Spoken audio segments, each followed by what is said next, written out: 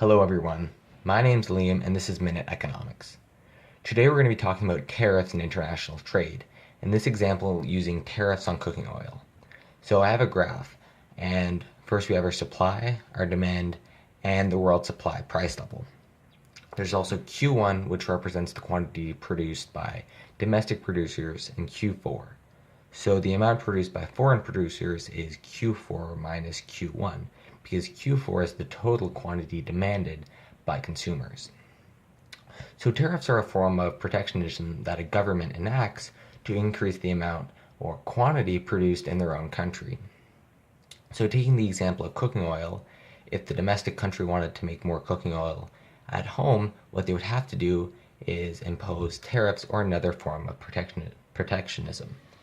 So what tariffs do is they increase the world supply to cut out foreign producers.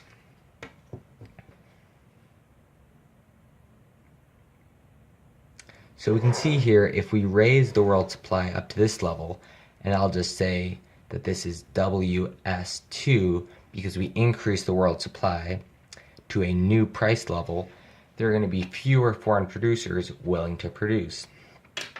And actually, this new level that they will produce at is where the world supply intersects the demand, which is exactly at this point right here. So I'll draw the new quantity.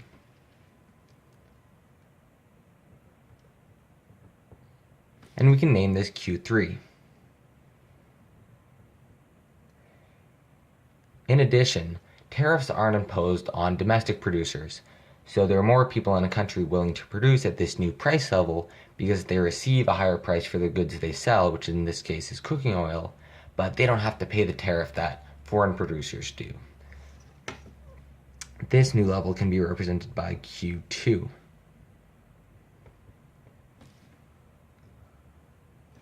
So now let's look at what is produced by domestic producers and foreign producers again.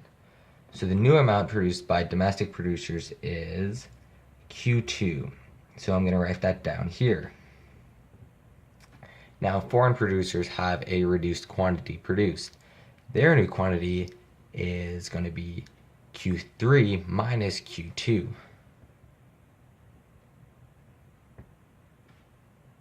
So it's going to be Q3 minus Q2.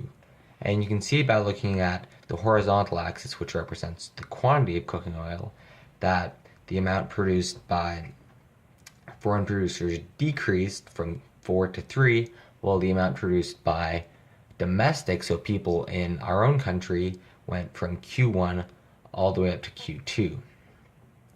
Now there are also other things to be considered in this graph, such as welfare loss and consumer surplus loss. So this triangle that I'm shading in right now represents a loss of consumer surplus. So I'm going to write that here. Loss of consumer surplus.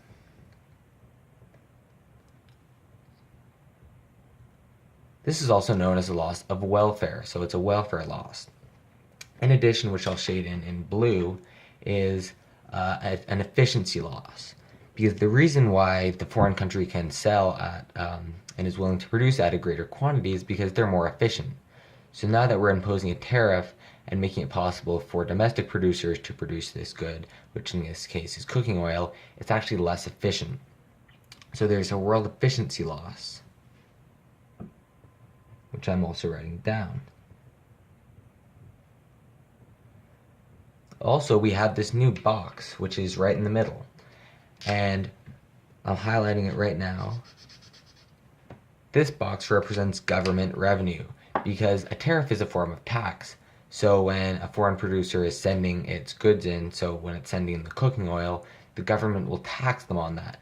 So the government actually receives a revenue. So that's a benefit for the country because this money can be spent on other things such as healthcare, infrastructure, or other economic stimulus activities. However, another thing to consider when looking at tariffs is that consumers will have to pay a higher price, which can have negative implications. And although tariffs are considered to be something that will boost the economy because more people will have jobs, because as you can see, the quantity produced domestically increases. If there's a company, for example, a restaurant that relies on cooking oil for a lot of their cooking, a new higher price will mean problem for them and less profit for them and less revenue. Speaking of revenue, we can also see, based on the new quantities and the new price level, that revenue changed. So for domestic producers, they used to sell at the revenue of Q1 times world supply, and that's the original world supply. So I'm going to say that's revenue 1 for them. And for the foreign producers, it would be Q4 times the original world supply equals R1 for them. However, after the tariff, domestic producers get to enjoy the new price that they receive of world supply 2 and produce at quantity 2. So now we have Q2 times world supply 2. And we'll call that revenue 2. Whereas foreign producers move to Q3, and although they sell their products at this new higher price, they don't receive it because they have to pay this distance right here, that difference, for the tariff to the government. So they're going to be paying and receiving in revenue Q3 times world supply 2, which is their revenue 2. So we can see that while the revenue received by domestic producers increased, the revenue produced by foreign producers actually decreased.